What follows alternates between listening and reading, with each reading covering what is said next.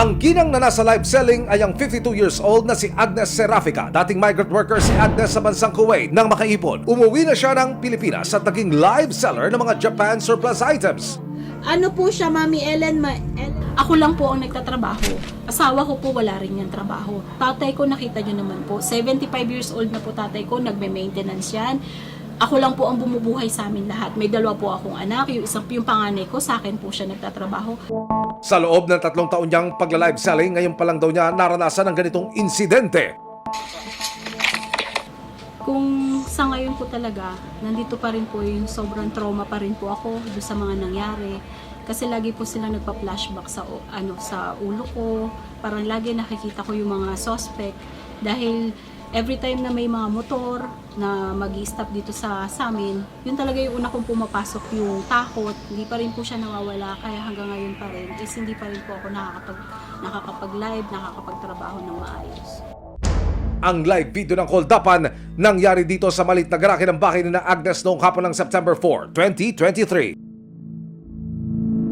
Handbag, leather din po siya. Ayan, para may na lang po rito ng... Maayos naman po yung live ko, tahimik naman po siya. Tapos bigla, siguro mga ilang minutes pa lang po nung ng live selling ko. Una, may pumasok na isang lalaki dito I'm black. na naka-helmet. So, ang iniisip ko po una is rider. Yun po, kasi kumbaga, labas-pasok din po yung rider namin dito dahil nga po may mga pick-up, may mga deliveries po ako.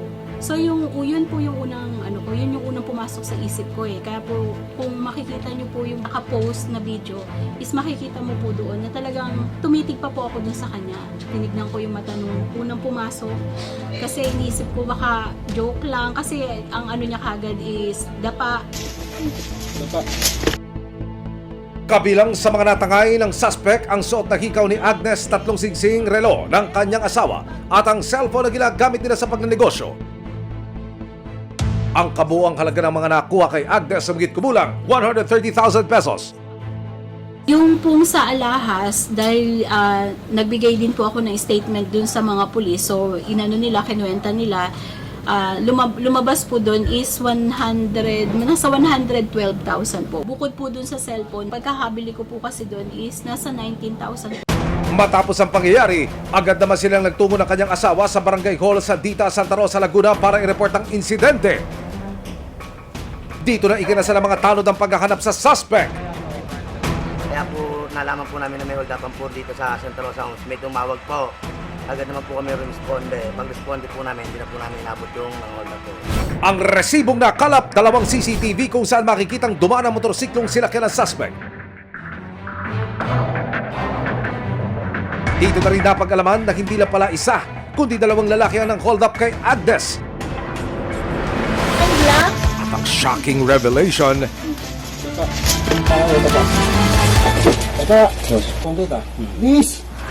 So parang iniisip ko, may narinig na ako na ganung boses. So hindi ko lang po talaga ma-pinpoint na nakausap ko na ba siya or kilala ko ba siya. isang ginang feel na feel ang kanyang live selling. Pero biglang may umeksenang hindi mine ang isinigaw.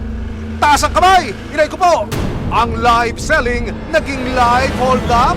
Handbag, leather din po siya. Ayan, para may na lang po rito ng... Ang isang seller ng bag sa Laguna, nako, hinold up habang nasa live.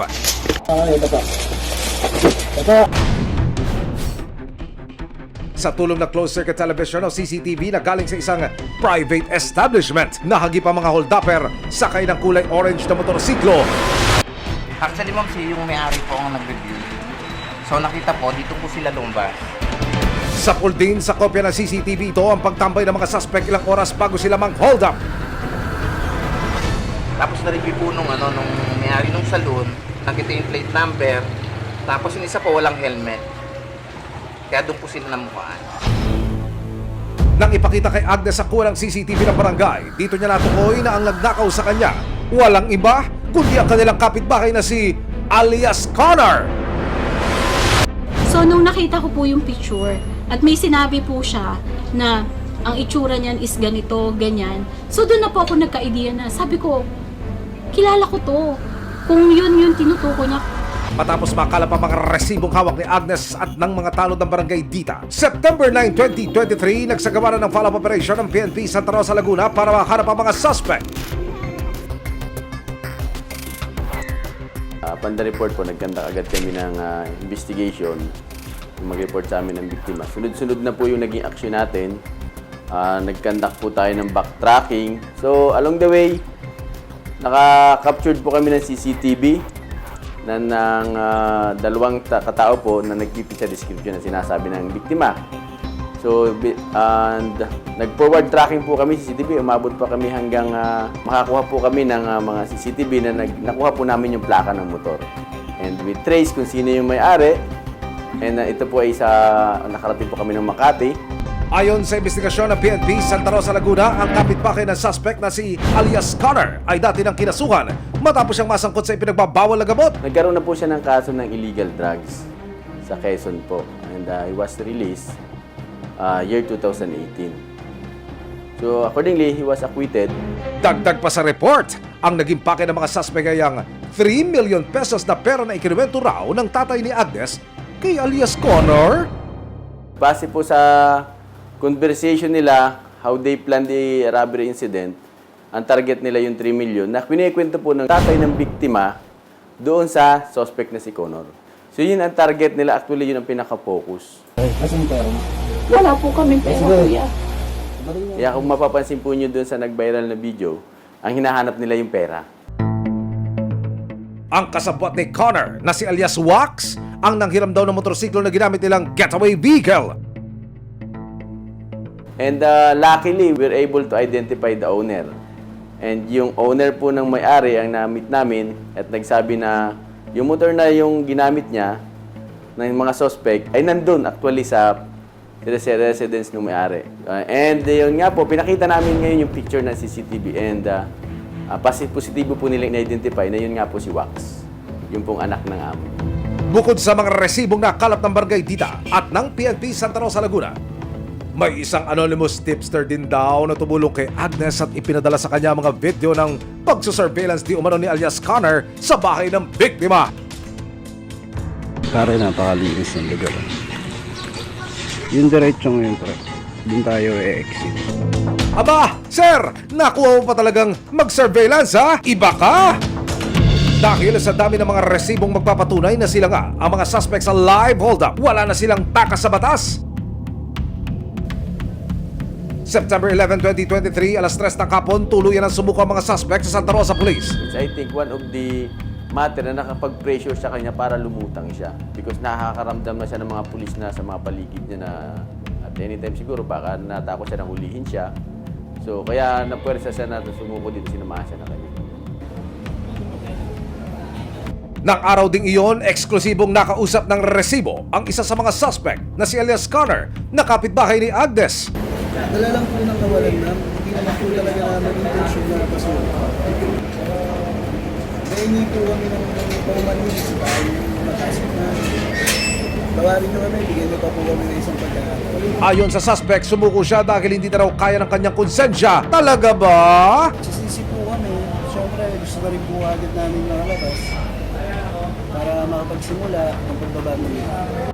Pagkamat sumuko na ang mga suspect at tayo sa uli ang ilang alakas, si Agnes buo ang loob na ituloy ang pagsasampa ng reklamo laban sa dalawang suspect. Pero kailangan maramdaman din nila na yung ginagawa nila is talagang meron din talaga siyang meron Consequence. din consequence. Hindi pwedeng, hey, sorry, o babay na, go na tayo. Hindi naman pwedeng ganun kasi talagang yung trauma sa akin is traumatized talaga.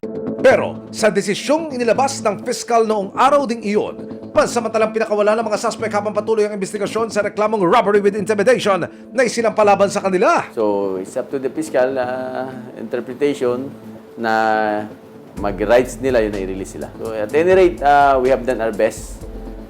We serve the justice for the victim and natulungan namin ma-recover yung mga, although not all, some of the items and I think the case is very strong against the suspect.